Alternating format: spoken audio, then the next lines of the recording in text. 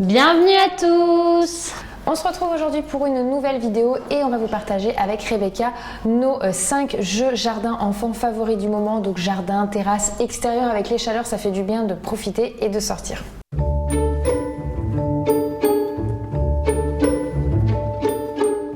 Alors, parmi les jeux que j'ai à la maison, un que j'aime beaucoup proposer aux enfants, c'est les jeux de société géants. Les jeux de société comme celui-ci.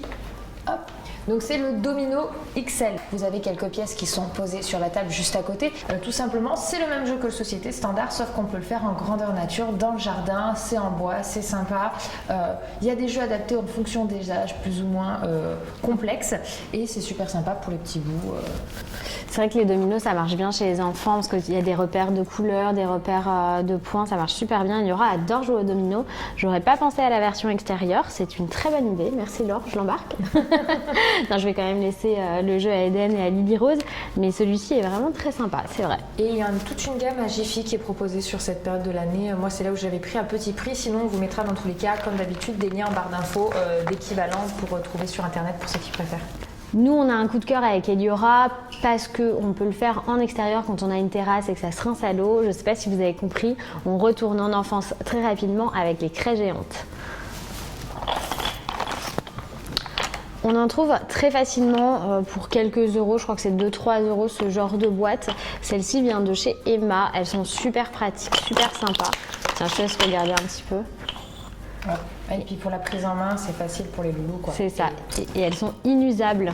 Et même en petit détournement, tu peux faire, tu sais, comment ça s'appelle là, le jeu, tu sais, où tu sautes 1, 2, 3, 4, 5, 6, 7. Tu veux dire la marelle? Ouais, voilà, merci. Tu peux jouer à la marelle, tu peux dessiner ta marelle. Ouais. Dessiner des jeux, le jeu, tu sais, où tu fais les croix là, et l'autre les ronds. Le morpion. Ouais, tu vois, tu donnes tous les noms.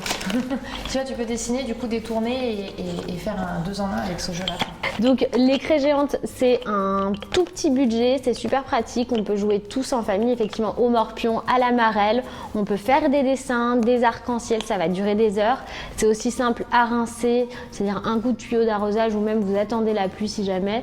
Ça, franchement, c'est pas salissant, rien, c'est nickel pour les fringues, il n'y a pas de problème. Alors un troisième jeu qui est assez sympa, c'est tout ce qui est les jeux d'équilibre, donc soit avec des petits bancs ou des petits trucs à monter, ou en plus vous avez les échasses. Donc il en existe des tout petits, on dirait des petits pots avec les petits fils où les enfants marchent dessus. Ça se fait en extérieur, vous pouvez le faire dans le parc si vous n'avez pas de jardin, dans le jardin, sur une terrasse. Alors sur un balcon c'est un petit peu juste pour faire ça, mais en extérieur, voilà, juste au parc, pour, je pense à ceux qui sont comme Becca à Paris.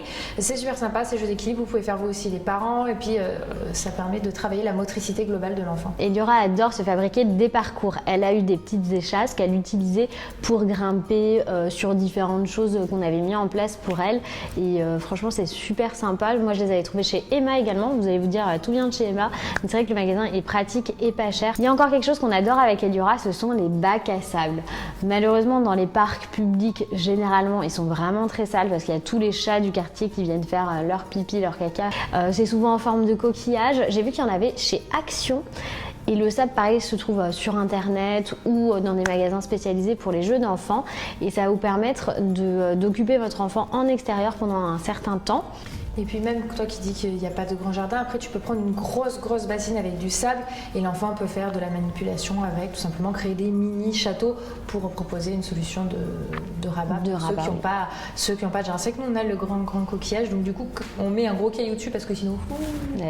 Et puis on a un chat, donc le sable avec les chats ça fait des litières, donc on évite.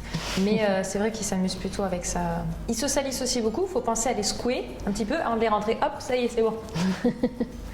C'est assez hygiénique, il n'y a pas de problème, il y a plein d'accessoires pour aller avec. En gros, il faut compter une 30aine d'euros.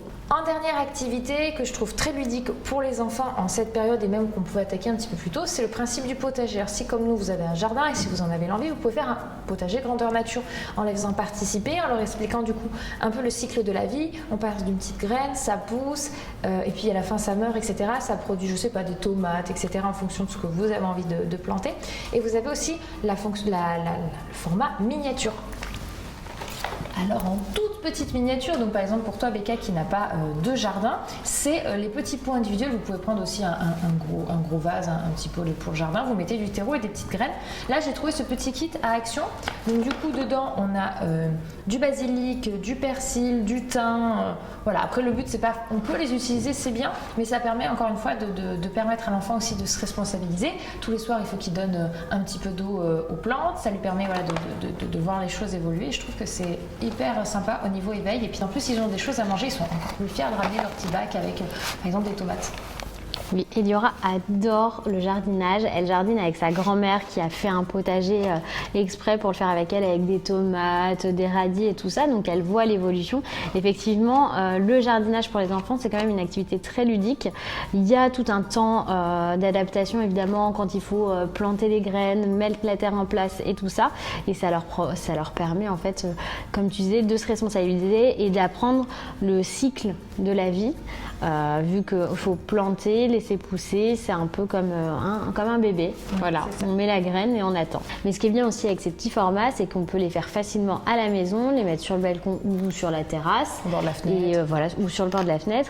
Et du coup, créer un moment où l'enfant va apprendre ce que c'est que le cycle de la vie. Et puis nous, du coup, c'est quelque chose qu'on va pouvoir mettre en place une fois qu'on sera à une nouvelle maison. J'ai un petit espace dans le jardin, on va pouvoir faire ça avec les loups. Et voilà, on vous a présenté nos 5 petites activités qu'on aime bien réaliser avec nos enfants. Il y en a plein d'autres. N'hésitez pas d'ailleurs à nous partager les vôtres en commentaire pour donner d'autres idées. Vous pouvez également nous mettre des petits pouces bleus si la vidéo vous a plu. Au revoir! C'était un clap foiré ça. Ma fille est bien la mienne, elle adore ça aussi. Ma fille est bien la mienne. C'est vrai? Oui. C'est pas celle d'une autre? Non. Bac à sable, it's for you.